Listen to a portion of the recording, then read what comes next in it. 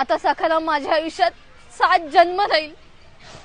सखाराम खूप पाहतोस रे तू, मला खूप राग येतो तुझा। तुला 7 जन्म कसं सहन करू रे मी? खूप घाण वास येतो रे। हॅलो, झाली का वडाची पूजा? हो झाली पूजा, पण सखाराम तू मला आवडत नाहीस।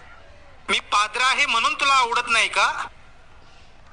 हो, मी पाहतो त्याचा तुला त्रास होतो, पण मी काय करू? हो मला होतो त्रास खूप सखाराम। अगं मी मुद्दामून पादत नाही ग, गॅसचा प्रॉब्लेम आहे मला पहिल्यापासून। पण सखाराम ते बघ, मला आता पण आवाज आलं। नाही, पावसामुळे ढग गडगडतायत। तू ठेव रे सखाराम, नशीब फुटका निघाला रे, पादरा नवरा मिळाला।